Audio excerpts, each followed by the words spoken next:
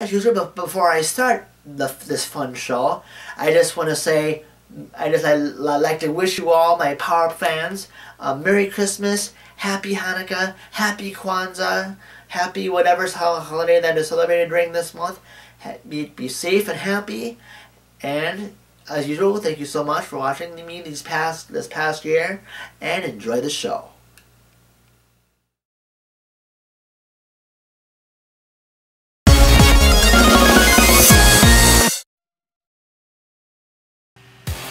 Holy Hadoukens! It's Street Fighter 2 on the Game Boy?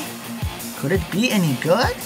Well, that's what I'm reviewing on this episode of Power Up!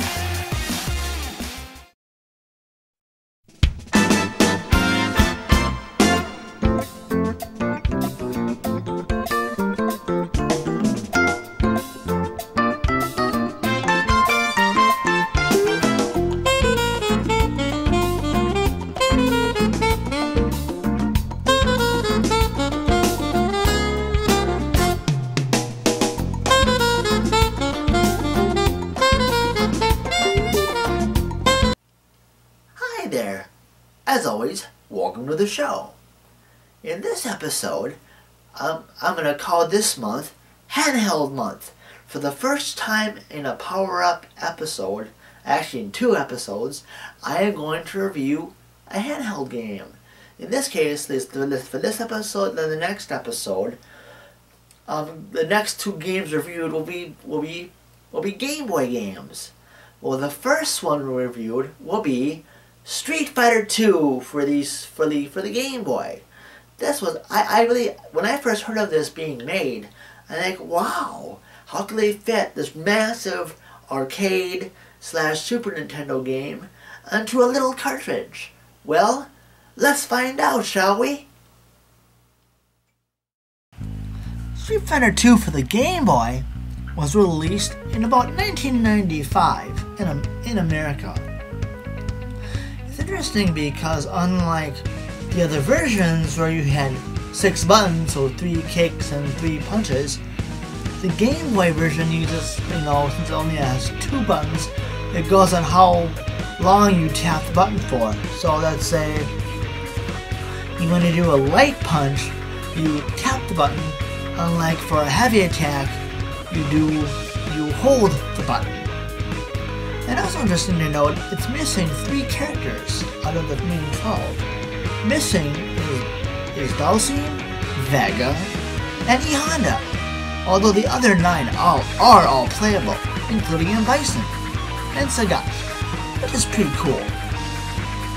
This game also has, if you play it on the Super Game Boy on the Super Nintendo, you do get a bonus. Most notably, as you can see while I was playing this, depending on which locale you fight in, the border that surrounds the game changes to that locale, which is pretty cool.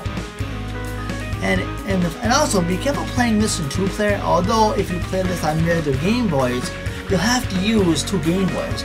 But if you play it on the Super Game Boy on the Super Nintendo, you can just use the Super Nintendo to play 2-player, which is cool. So yeah. Although I warn you, if you're playing 2-player and you're both the same character, unfortunately there's not really a way to distinguish which character is which, because the bad part about the Game Boy, it is only in one color, green and black or something. So you can't really see who you were, so good luck with that. So if you play same player versus same player, hopefully you'll know who you are. Now, you're probably wondering, Marcus, should I get this game? Well, if you have other versions, I don't recommend it, because if you don't like playing it on the handheld, then no. But if you're a big Street Fighter fan, and you want to see, hey, I just want to see what's like to play Street Fighter 2 on the Game Boy, then for all means, go for it. To me, I like it. So, to me, I recommend it. I like it, but just use your own judgment. Or, but to me, I like it, and to me, it's a good collector's item to me. So, I'd say get it. And as usual, if you live in or around South St. Paul, Minnesota, or in the Twin Cities metro area in particular, please visit my awesome good friends at Level Up Games.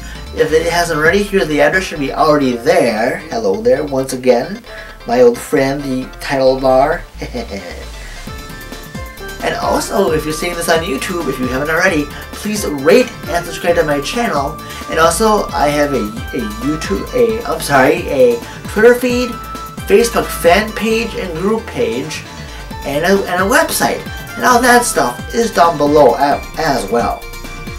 And then over there. Well, as usual, that wraps up another episode. Thank you so much for watching, and stay tuned for another episode of Power Up.